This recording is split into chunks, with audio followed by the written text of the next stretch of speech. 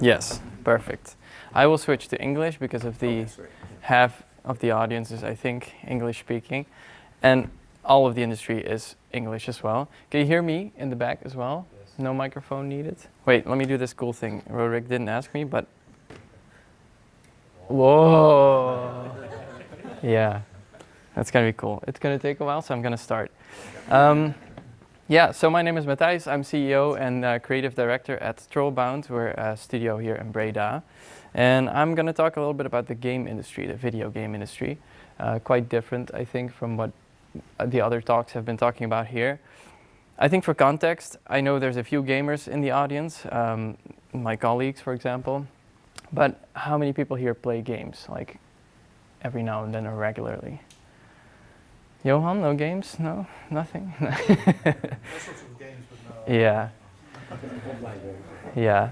So kind of a mixed audience. I mean, I'm used to speaking to like gamers, my kind of people, but I like all kind of people. So today I'm going to try and give some context to games in general, and even teach the gamers a thing or two.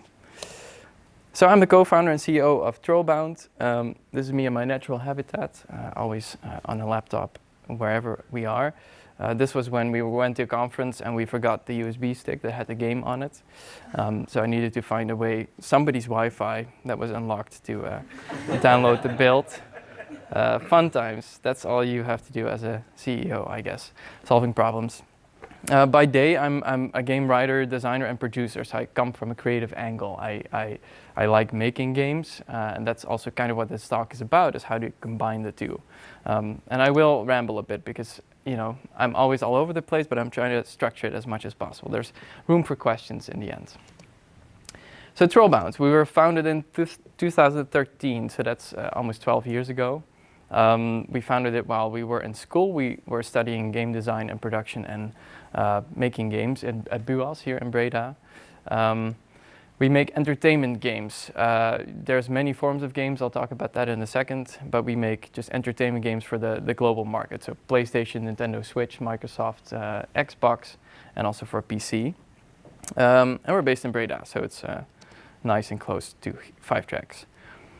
Our main thing is we punch above our weight, making colorful open world action adventure games. That's a whole mouthful if you don't play games. But it's kind of, my mom always describes it as, when I see it, I think of, yeah, that's a game, right? It's a character running around in a big world. There's a lot of color, there's a lot of action, and it's a big old adventure that you go on. And we have a pretty small team, but very strong technical foundation. This is part of that team. This is also part of that team here in the front row a little bit.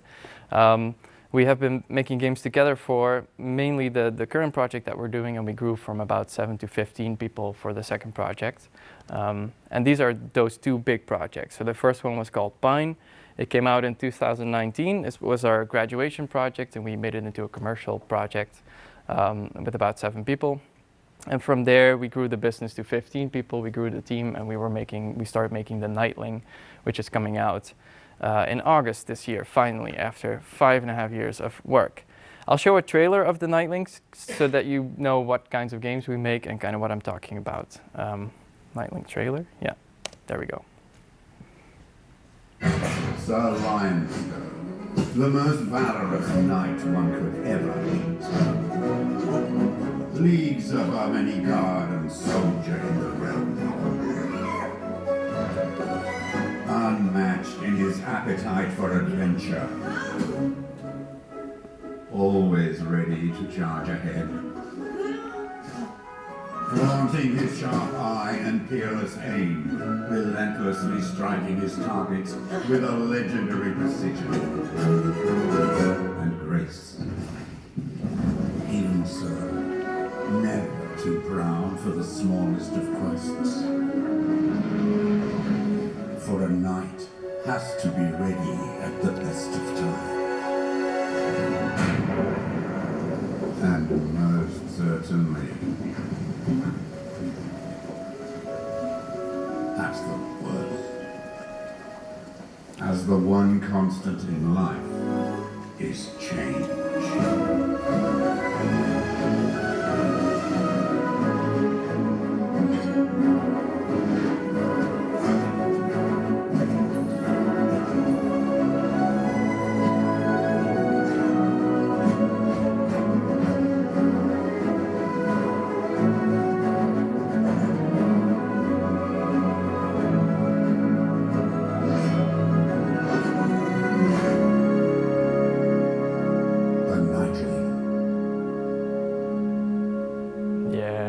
the Nightling. There we go. Yes, so games are very cool. This game as well, hopefully. We'll see what people think at the end of this year. Not only I think games are very cool, it's a massive industry. And today, like, there's a question that comes up in my mind a lot, which is, apart from making games, we also have a business. And how do you combine those two? Because making games is very artful, and having a business is not always very artful. You have to make very different decisions based on that.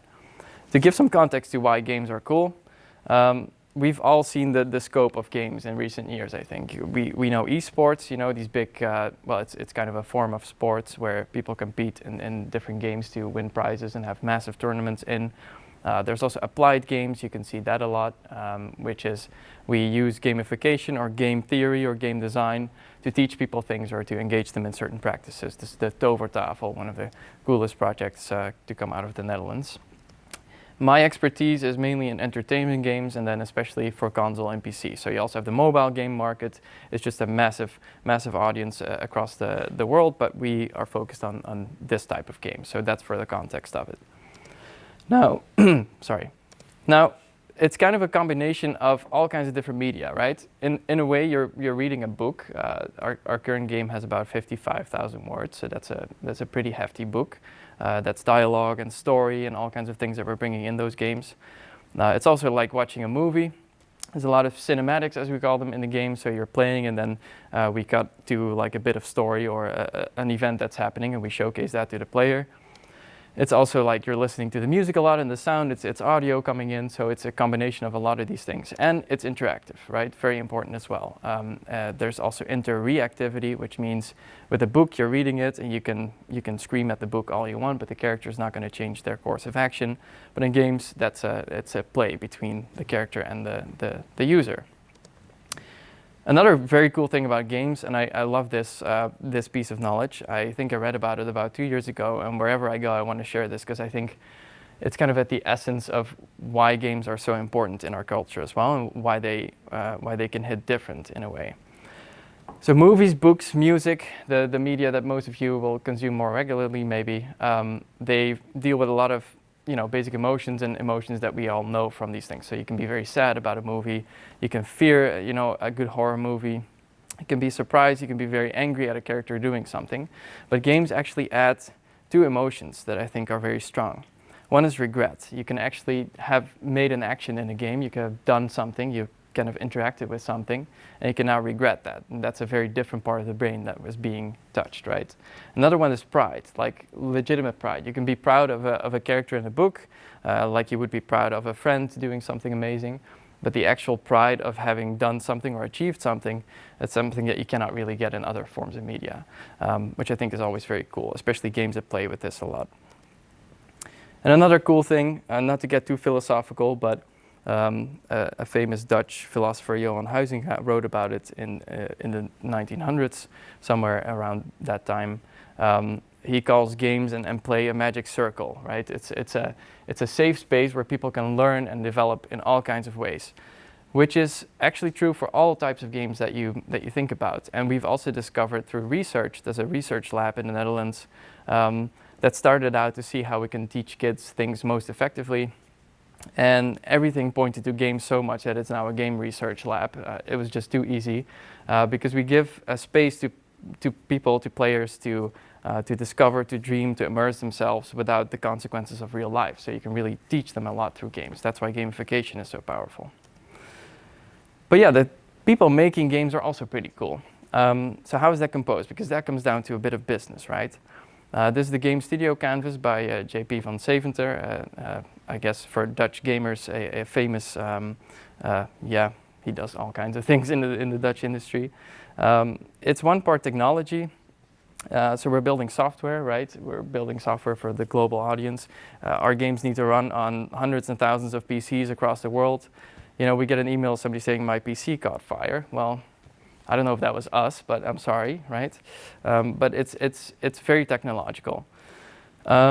It's also the arts, like as you saw in our trailer, it's storytelling, it's the visuals around it, it's the music that comes with it, and these two can and will conflict a little bit, and that's why we have game design at the center. Kind of combining everything, the psychology behind what we're making, the interactivity of it, how you interact with the game, who you're playing as, stuff like how high should I jump, or how do we combine and where do we like place all these artful things in the game. It all comes together there. That's also kind of why most of us get into games, right? I've spent most of my day-to-day building some cool content for the Nightling that we're making, right? It's playing around in these worlds, and this is kind of what we get into it for. But to do that, you need the vehicle of a business, and that's a much less talked about part of game development. The business administration is at the core of it, because every decision you make, and usually even your day-to-day operations, are guided by how you do the business. And it's kind of sad, because I don't want to think about business too often, but I kind of have to. So accepting that, I keep thinking about what makes it successful in the game industry. Just to give some context, I share this image a lot as well. Video games are way bigger than music and films combined, right? It's definitely worth talking about the business of games. It's the biggest entertainment industry, and the impact on the culture and the economy is just enormous. We're going to 3.5 billion players worldwide, especially when mobile came up and everyone has phones in their pocket. Almost everyone with a phone is playing games every now and then. We're also talking about an almost $200 billion industry. Even with the woes of last year, which I'll talk about in a second, this is just growing and growing. It's just a massive, massive industry. So business is very important. Somebody will have to do it, we sometimes say, or it's the necessary evil, right? But it doesn't have to be that evil, I think. To me, this is a good question. What does success actually mean in video game business? When are you successful? This will be different for everyone, so I'm going to share especially my personal stance on this in the presentation, I think. For me, it's when the art and the business really talk to each other a lot, and you don't make any decisions that stand in each other's way. One thing that's really helped me think about this is that a lot of people will argue games are art, right? Which they are, I think, as you saw here. There's a famous example that's often mentioned, which is called, it's a game called That Dragon Cancer. And it's about a father made that game because his son was dying of cancer. And he made a game about that emotional experience. Now, if that's not art, then I don't know what is, right? And you're interacting with his story in a way that just hits home, very different than you would like reading a book or watching a movie. Art being the expression or the application of human creative skill. And we do that a lot in our team as well. A lot of what we do is creative and very artful. But what really helped me, I read this somewhere a while ago and it really stuck with me, is what if we look at games as a craft? Because we can pretend that it's art, but if you want to make a living out of it, like we do with a studio, you'll have to assume that you're making it for someone and you have an audience with that as well. So craft is more about the functional, utilitarian nature of it, without losing that artful side, right? We all know like a beautiful chair that we saw. Yes, that's art in a way, but it's also made to sit on and it's made to sell to someone who likes chairs. And I think we're doing something similar. So this has really helped me cement like the combination between the art and the business. What if we see it as a craft? We're all doing something very artful, but it will also have to sell. So that combination to me is golden. Like making things that will sell and that are for an audience to enjoy, but we still have that core creativity at the base of it. So I thought it was a good idea to maybe look at Pine, our first game, and the steps that we took to make that game, and also how the business is intertwined in that whole process. I think step one would be the company or the team. Like you need to start with a base idea of what types of things you're going to make. This is instantly me lying because we never started with the company in this structured sense, but for the sake of the argument, I'm going to pretend that we did. Because we were graduating, we were making a prototype of something that was very exciting, and from there the business kind of followed, right? So the stuff that we discovered along the way is kind of what I would advise anyone to do if you want to get into the game industry. So for us, that's Twirlbound. Like I said, we were founded in school, so all of this was a bit unstructured. But we at least had a very good team of some very talented people that we found around us, and we graduated with Pine in that. Over the years, we found what we typically would say you need when you start a business, which is a good vision, right? We did this very, very, very recently, actually. We developed this model for ourselves. But it's about having a purpose, so a place in the world. It's about values and about a BHAG in a way, which is a big, hairy, audacious goal, like something to point as a North Star, like where are you going with your company? This is a very good basis because it will inform what types of games you're making and how creative you should get. Or if your North Star is, I want to live in the Bahamas with 3 yachts, then yeah, your business model and your creativity will have to change based on that a little bit. The purpose being a reason to exist, a gap you fill. This is true for any business, right? You don't just say, I'm going to start a sandwich shop and it's that sandwich shop. You want to add something extra, or you want to be cheaper, or you want to get the best ingredients or something like that.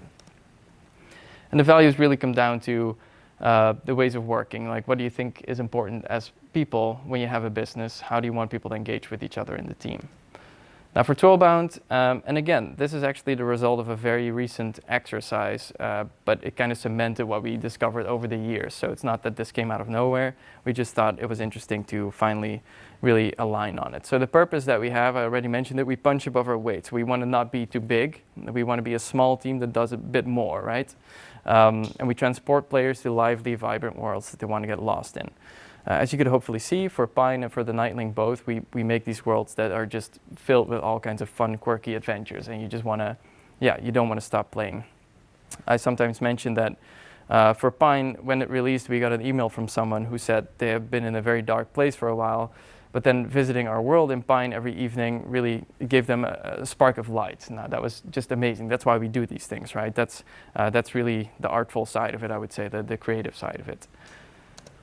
We have some values as well. I won't bore everyone with it too much, but I think it's important, and we carry these by heart. We're highly involved and broadly interested in the team. So as you could see, there's a lot of different disciplines in the game industry. There's the art, there's the technology, there's the design, and we all try to mingle in as much as we can so that everyone understands what it all means. Because it's no surprise to anyone that a technical person is wired very differently from a creative person or an artful person, right? It doesn't have to be that way, but combining these strengths and disciplines is very important. We also find a way. We've knocked ourselves through 12 years of the studio, so yeah, we kind of pride ourselves, and we always find a solution to do something, even if it's very difficult. And the types of games that we make are quite difficult. We also work hard, stay playful. Very important that we kind of have an informal setting, but it's nice to work in and still focus on the right products. And healthy people make healthy games. This is a global game industry-wide problem. People burn out of the game industry very quickly because of that passion. It's a passion industry, meaning that you can have the best managers and the best producers in the world, but if people want to stay at their desk because they want to finish this thing that they've spent all those years on working on, you're going to have trouble knocking that out of them, if that makes sense. So you need to put in a lot of effort to keep people healthy and protect them from their own passion almost. Our BHAG, our big, hairy, audacious goal, is to self-publish a game with 100,000 reviews on Steam, which is the biggest PC platform. And the reviews are 95% plus positive. Kind of ridiculous, but that's the point of a BHAG. Like, there's only 25-ish games in our line of product that would fit with this, but we just want to be up there at some point, right? And this one was nice because when we aligned on this one, we realized that eventually, again, it's a craft, so the people's response to it is as important to us as anything else. We want to make sure it's a good game as well. Then there's things in the step one in the company, of course, like the VOF, the BV, but even here, you can really start to look at what do we creatively want, what's our North Star, and what is the best structure for it. So we started out as a vennootschap onder firma, a VOF, a partnership, because it made us the most flexible. We weren't sure if Twirlbound was going to do anything or go anywhere, so this was the most flexible way to start up and forego any salary for a bit just to get things rolling out of school, etc. Now we're a BV, it fits better with the structure that we have, but yeah, this stuff is all part of the company step. Then there's the idea. I always say ideas are cheap. Everyone has great ideas. It's been a while since I've been at a barbecue where there wasn't an uncle coming to me with the best game idea in the world. It always happens. It's part of life at this point. It's about how you make those ideas as well, of course. And they should be rooted in a base excitement. And with that, I mean for the team. Like if you tell this idea of the product or the project that you're going to make, it should generate some excitement to begin with. It should also fit your vision Twirlbound would never make a racing game for mobile platforms because that's just not what we do. That's not why we're here, and that's not what we're good at as well. But it will have to sell sooner than you think. Again, coming down to that sort of, business starts to creep around the corner. Like, we can make the coolest thing in the world, but it will have to sell, right? For Pine, I think that was a pretty good case because it was a very pitchable game. The idea is you're on an island where humans never reach the top of the food chain.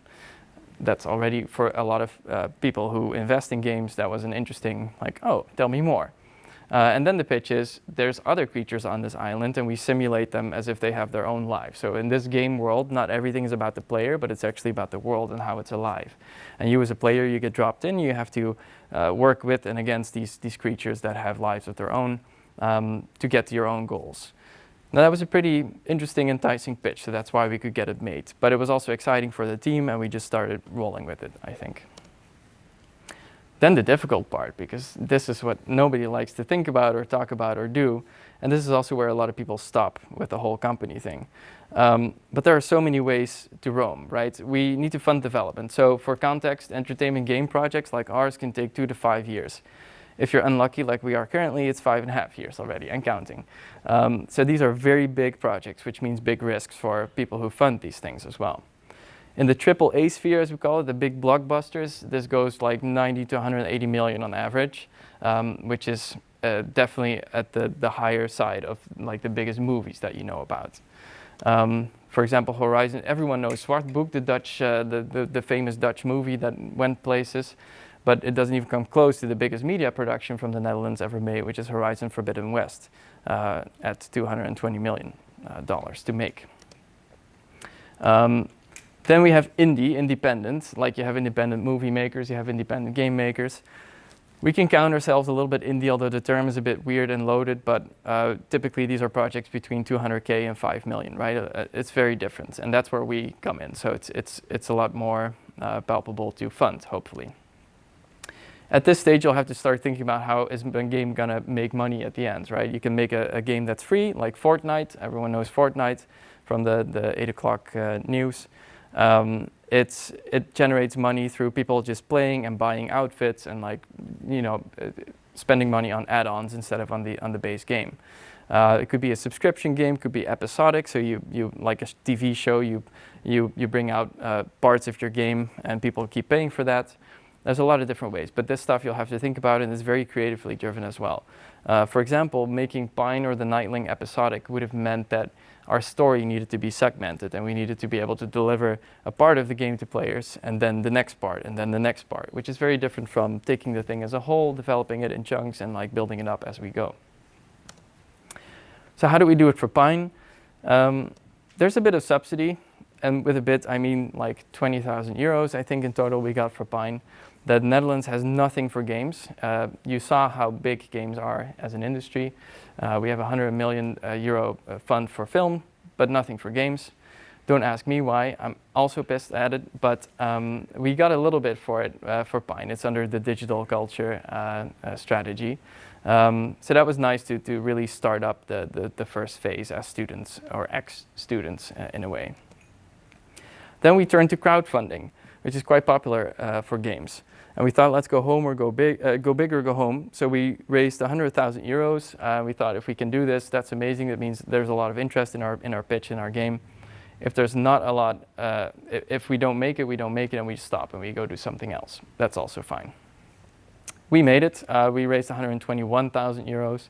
About 4,000 people all across the world backed our little story. And yeah, you get this David Goliath feeling of, oh, let's support the little guys, right? Like let's get them to make this game. But then you still need quite a chunk to get to that. In the end, it was about 500,000 that we needed. And then you turn to publishers, typically, at least in our category. And publishers, similar to books, I imagine, they can fund your development. So they give you the advances of what the game will eventually generate in revenue. You can make the game with that, and they take a chunk of revenue at the backside of it after recouping or getting back their money. So the publisher thing is also where a lot of creativity comes in. You need to find someone who fits with what you're doing, right? So I had this big sheet, for example, And as a company, if you have your values defined, if you know what you're making, if you know what you creatively want to achieve, you're going to have to fill in, what is this publisher good at? What are they not good at? Let's say that I have a game company and I find it's very, very important that we get into printed media. So we get into newspapers or into game magazines and stuff. I think there was about like 5 publishers in the traditional marketing column that specifically mentioned this at some point, that they said like, oh yeah, we have great connections with Edge magazine and with PlayStation magazine, and well, if that's your eventual goal, you're going to make some creative decisions based on that. Typically, you'll try to find a publisher whose image and general funding strategy and stuff works with you. So especially the funding, of course, we've talked to publishers who said, this is a cool game, but instead of $500,000, could we please give you $3 million, and you can really scale up the team.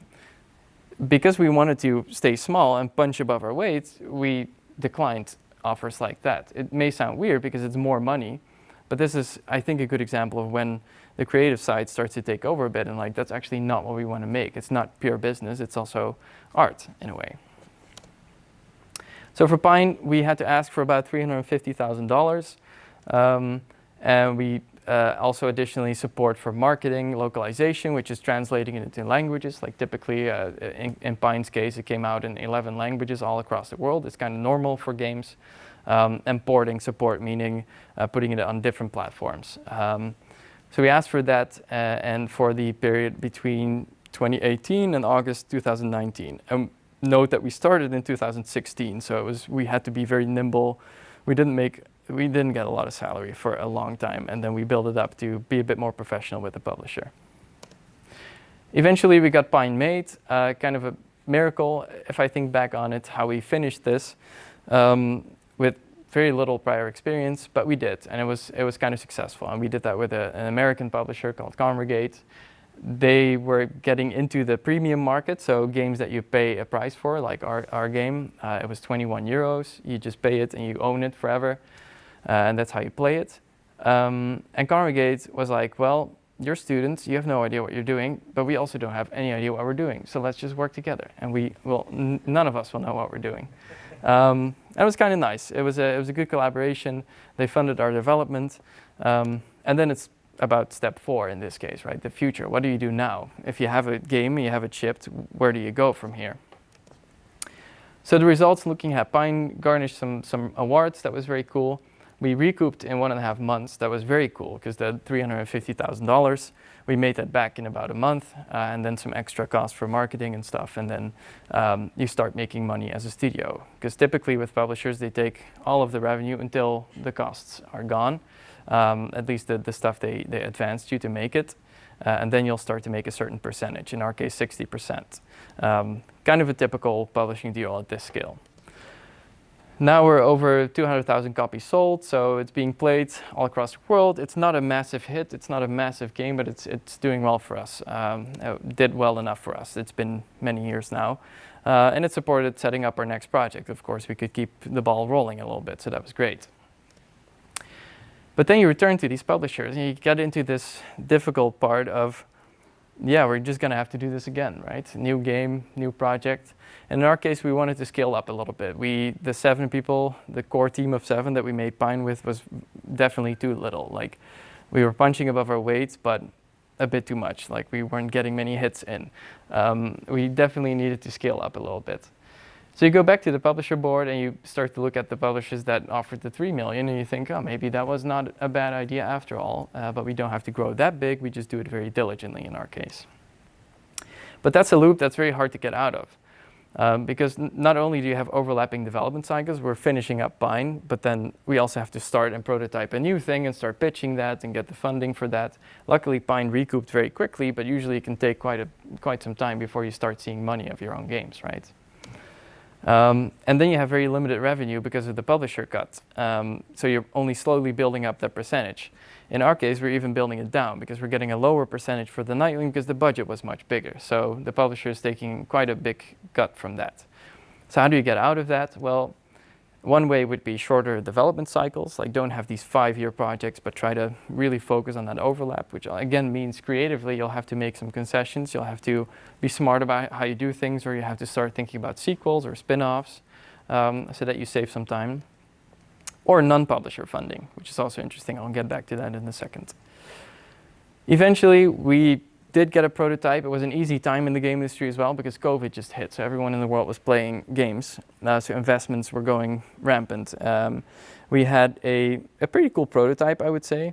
Also a prototype that we wasted a lot of time on because we had to just make a prototype. We couldn't make the full thing yet. We just had to show something.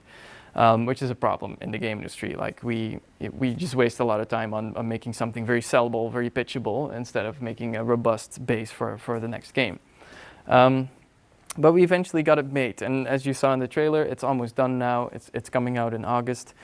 The budget was a bit more than 4 times as high. We scaled up the team. The time frame was a bit longer as well. It's just a bigger production overall. The marketing budget is bigger. The publisher is bigger. So that's very cool.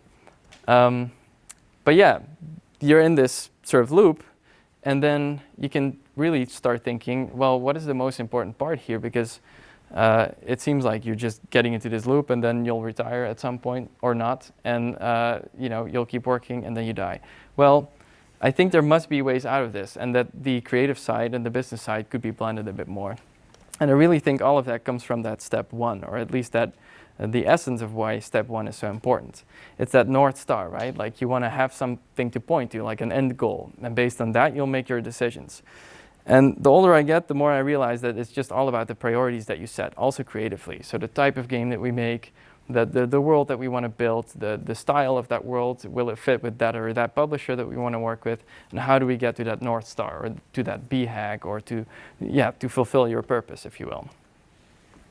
And this is a big part of that, the publishers. Currently, for example, we took quite a gamble with a publisher who's very good at development. And it's like a development powerhouse. They have studios all across the world, so we knew we would have a lot of support and a lot of great expertise in that. But marketing-wise, they'd never done a game like our game. They do a lot of darker tones, etc. But it was still like a very good fit in how they understood our design, and how they could just help us out with like the challenges that we would no doubt have on these big games.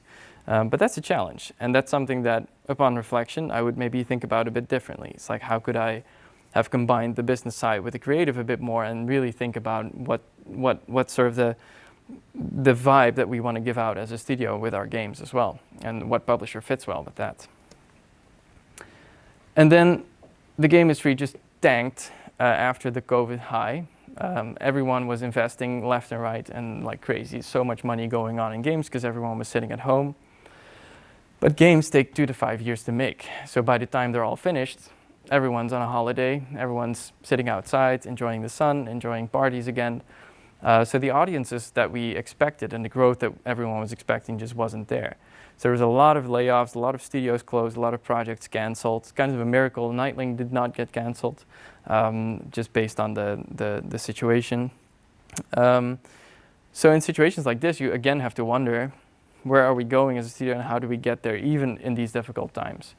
And a shout out to my colleague Sasha, who was like, well, it's also interesting to look at what do these different funding options bring in terms of that. And I think that's actually the essence of all of this. You have to make decisions based on what you find important and what you prioritize as a company. So creatively, where do you want to go? What types of things do you want to make? And then how does my funding route, my business, the boring stuff, if you will, how does that fit in with that? So stuff like creative control, for example, if you do crowdfunding, and you have 4,000 people breathing down your neck who kind of want to see it going in the direction that they funded, right? With a publisher, they have very strict creative control generally, not in the sense that they change everything, but they have to approve your milestones, they have creative feedback, and based on that feedback, you'll have to make some adjustments sometimes. With an investor, a non-publisher funding, so like VCs or private equity, they generally don't have a lot of creative control. They just believe in your studio and they want you to make things. Funding scope, also very different. Crowdfunding, you can't really go to for 1.5 or 2 million, right? That's going to be tough. Publishers, they obviously go at a big range, and investors can go a lot bigger. Community reach, you'll do a lot of marketing while you're doing crowdfunding. If that's really important to you, you want to build up a community, maybe because you're making online games and it's really important that you get everyone hyped and everyone playing, crowdfunding might already be a great start because you have a lot of people caring about your thing. And then stuff like development support, you can just amend this list based on what you think is important as a studio and what types of things you want to make. And I think it's a very interesting way to think about how that fits in with your creative or your artful side as well. In the end, I do have to say that necessary evil, it's kind of true. Whether I think about the publisher funding or the investor funding or anything else, this is kind of not what I want to be dealing with, right, on a day-to-day basis. But I will, because in the end, this pays the bills, and this allows us to attract the amazing talent that we have now in the team that we love working with. So you'll just have to do it, but you can also see it as I can really shape the business around the creative side and the things that I want to make as a creator or as an artful person. And that's where that business admin just comes in. And I think it's a very underlit part of game development. A lot of studios don't want to think about it. They don't think about it because they start with a cool idea or something they developed in school, right? Which is fair, but the earlier you think about, at some point you're going to have to face the business beast, the better it will be. So combining the creative with the art. So in short, games are a very important part of our culture and economy, not just because the medium and the things it can express, but also the massive economic impact and also the way we can teach people things through games, right, through the interactivity. It's also different forms of media bundled together, right? Like I said, the books, music, movies, it's all coming together in a game, and it's interactive as well, meaning you also have a diverse team composition. So it's also important from your business perspective to understand you have very technical people and you have very artful people in the same team, and how do you get those to collaborate? But that also means there's many, many routes to success and failure, of course. And I think if you start thinking about these routes that you can take a bit more from the angle that it doesn't have to be that evil, the better your studio will be. And game companies, like any other business, therefore should adopt a strong vision. It helps you stay close to the passion and to the art, even though it doesn't feel like that. It really feels like, oh, I'm going to think about business, meaning I'm going to drop the art for a second and I'm just going to sell out. But it really doesn't have to be that way. You can try to mingle the two together much more. And that's it. Thank you very much.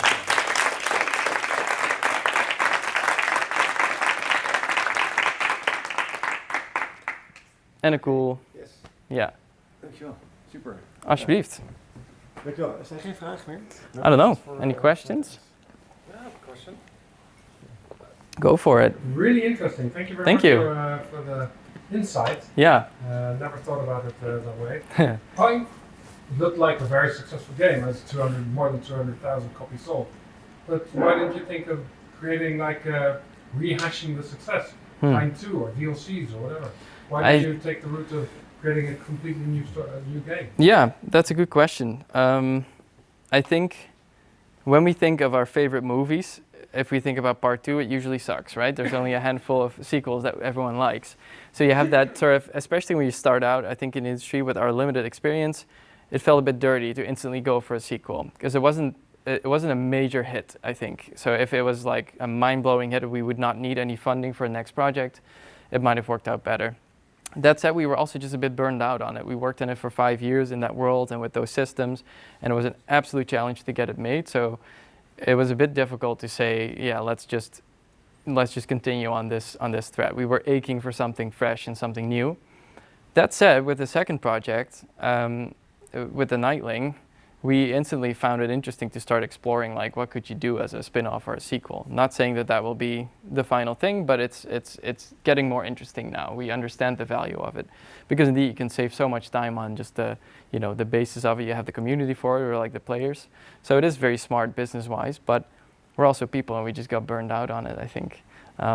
Yeah, but good question. Thank you. Yeah. Or anyone else? Yeah. Some of the last previous talks here were about AI and everything. Right. I'm really wondering, like I do something with AI myself, but I'm wondering, like for you, art meets tech. Yeah. How do you look at AI enhancements and your work?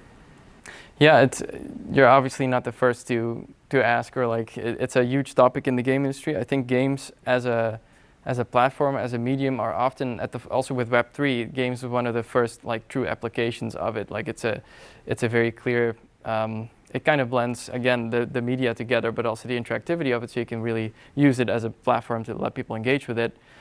With AI, yes, it's being used more and more. My inbox is getting flooded with like AI tools and ways to increase development.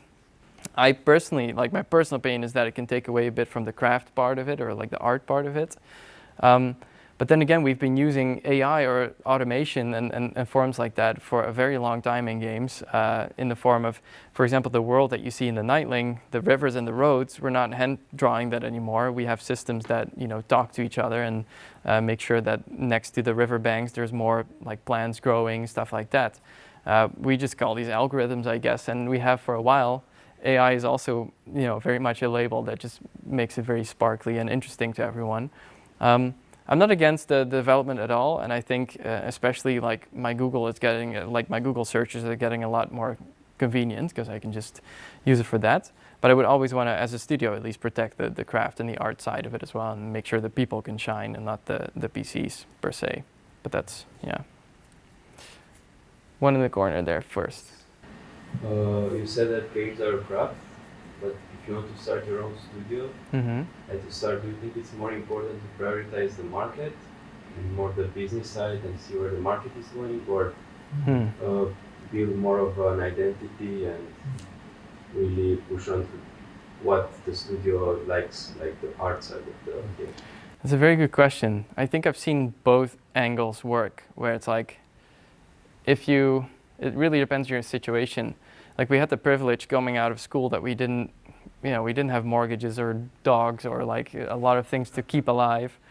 So we could just take the dive and say, let's make this thing that we're really excited about and see how it will fit with the market in steps. So that's crowdfunding is a great way to do that. But if you're I don't know, if later in life you think I'm going to start a studio, it's probably necessary that you find the investment early on. You can do that either through an amazing pitch, or I've seen some studios make very small games and start to, you know, stack up the revenue, even though it's not necessarily the main thing they want to be doing, but just to get a good grounding for the studio, and then at some point make that thing that you really wanted to make. But I believe that at some point you're going to have to be extremely passionate about the one thing that you've always wanted to make, because that's going to show when it comes back. And we see it time and time again. I think everyone's favorite games, if you dive in, you'll see that it's somebody's, you know, absolute favorite thing in the world, and they really wanted to make it because that's why the games are so good. So it depends a bit on your situation, and again, we had a massive amount of privilege. So I don't know if that wasn't the case, maybe we would have taken more of a, you know, the business beast would have taken over earlier, and we would have made sure that we had a studio running and it was healthy before we started thinking about, now let's do Pine, right? And let's do this thing that we don't know if it's going to sell, but let's try it. And yeah, just make it a hit. So yeah, it's a bit of both. Maybe a cop-out answer, but I think it's hard to tell. And it's also what you find important. If you're like, I really like making stuff that a lot of people will play, that could be a goal in and of itself. Like it doesn't have to be as artful, or it can be as artful as you want, basically. Yeah. Okay, thank you. Dino? Thank you for a great talk. It was really insightful. Thank you. I always admire that you make really big and ambitious games. Kind of also put the radar game industry on the map. But I wonder what your perspective is on, because you gained some funding from subsidies and then crowdfunding, but you ended up finding the funding to meet your ambitions and your scope. Right. But what's your perspective on limiting your ambition and scope to match the funding that you have? It's a good question. I think in a similar corner as that question, actually, it's like, what weighs more importantly, because we felt like we had something going with the technical niche of building these bigger games, knowing how to do that from school. It was still a bit more than we could chew, but I think it was important to stick to that sort of genre. Lowering that would have made us less special in a way and less like easy to surface at publishers and at funders. So yeah, I think it's totally valid, and we do it day to day pretty much, right? Like even within the budget that we have, we started shifting things around, and like there was a whole cooking thing in the Nightling that never made it in, you know how it is. And that's also scope related. You just, in the end, you don't have the funding or the time. But it's a good question. I think I often wonder what would have happened if we didn't make the crowdfunding, for example, because I'm always being cool and like, oh, whatever, we would have done something else. But maybe we would have just started shifting things down, make it a bit smaller, still lean on the core ideas of it, and find a way to actually get it made anyway. So yeah, I'm always open for it, but I also do believe in a bit of an ambition of like just trying to stretch just that one step further and see if you can get there. And if not, you can always walk back, I guess. Yeah. Looking forward to play at the Me too. Yeah. Yeah. Any other questions? That's it. Dankjewel man. Heel Ja, erg goed gedaan. graag gedaan.